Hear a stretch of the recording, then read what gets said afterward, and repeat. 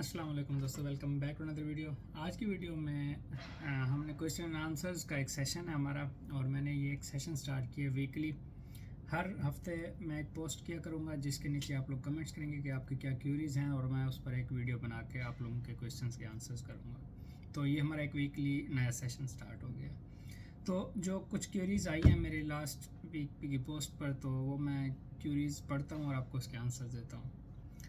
सबसे पहला सवाल किया है एक ने कि females are secure in hostels in China are not.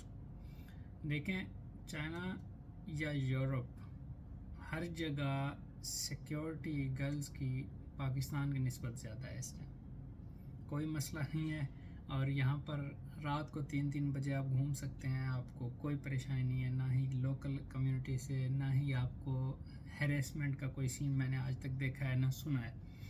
तो हमारे हॉस्टल सेम होते हैं, डॉर्म में गर्ल्स बॉयज़ सेम हॉस्टल में होते हैं, लेकिन रूम शेयरिंग अलग अलग होती है। मतलब गर्ल्स के साथ रहती हैं, बॉयज़ के साथ रहते हैं। ऐसा नहीं है कि गर्ल्स बॉयज़ एक साथ रहते हैं। रूम्स एक ही फ्लोर पर हैं, जिस तरह 7th फ्लोर हमारा है, उसमें इंटरनेशनल स्टूडेंट्स होते हैं।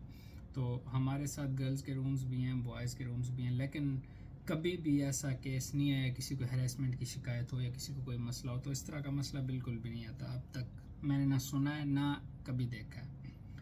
और दूसरा सवाल आया है कि कनेक्टिंग फ़्लाइट्स और ट्रैवलिंग के बारे में कुछ बताएं। तो मैंने अपनी पिछली वीडियो में आप लोगों को बताया था कि आपको सबसे चीपेस्ट वे पाकिस्तान से चाइना या चाइना से पाकिस्तान आने के लिए, अगर आप बीजिंग या बीजिंग के आसपास आपने आना है तो PIA आपको अच्छा ऑफ़र करता है। स्टूडेंट डिस्काउंट हर फ्लाइट देती है। आपने जब कहीं से टिकट बुक करानी है तो अपने स्टूडेंट डिस्काउंट लाजमी लेना है, और ये 20 से 25% तक होता है। और सस्ती फ़्लाइट्स कनेक्टिंग फ़्लाइट्स होती हैं, नो डाउट। एमिरेट्स की भी सस्ती होती हैं, वो दुबई से आती हैं। कतर से भी कुछ आती हैं, कतर एयरलाइंस की भी बाज़ औक़ात सस्ती होती हैं। इसके अलावा थाई एयरवेज़ थाईलैंड की जो हैं वो भी सस्ती पड़ती हैं। श्रीलंकन एयरलाइंस भी सस्ती पड़ती हैं। तो इस तरह आपने देखना है कि आपको कौन सी फ़्लाइट चूज़ करनी है जो आपके लिए सूटेबल है।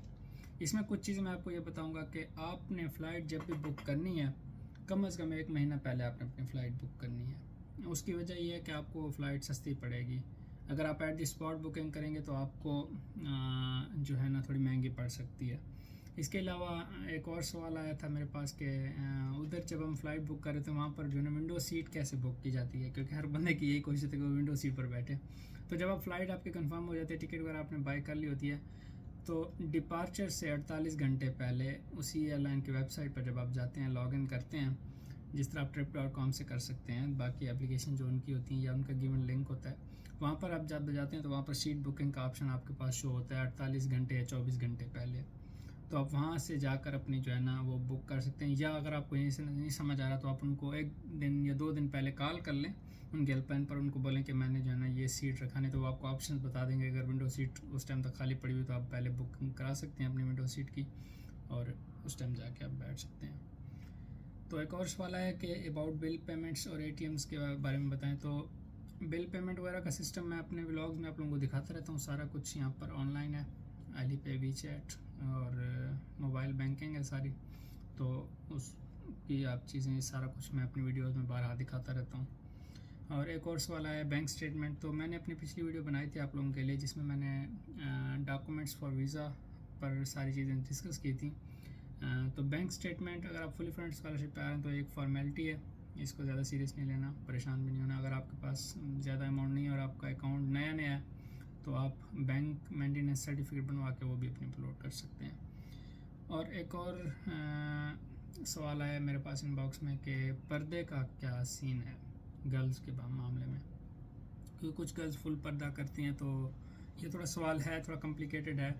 आप इवन यूरोप में भी जाते हैं, कहीं भी जाते हैं, अगर आप फुल पर्दा करते हैं, आपका फेस कवर्ड होता है, तो सिक्योरिटी इशूज़ होते हैं, हर जगह आपको चेक किया जाता है, हर जगह आपसे पूछा जाता है। तो ये थोड़ी चीज़ें तंग करती हैं।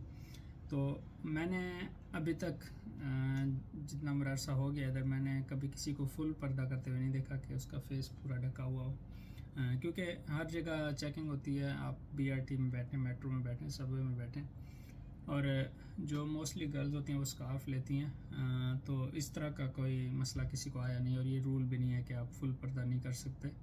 लेकिन आप जब जिस इन्वायरमेंट में रहते हैं, आप अपने कंफर्टेबल जोन में रहने के लिए तो बेहतर ये है कि आप स्कार्फ करें, इससे लोग आपको اس نظر سے نہیں دیکھیں گے، کیونکہ ایک بندہ عجیب نظر سے دیکھتا ہے نا کہ یار اس نے فل پردہ اتنا مطلب منہ کیوں ڈھکا ہوا ہے. ان کو تو نہیں پتہ نا، ہمیں پتہ ہے ہمارا ریلیجن ہے، ہمارا اسلام ہے، تو ان کو تو نہیں پتہ.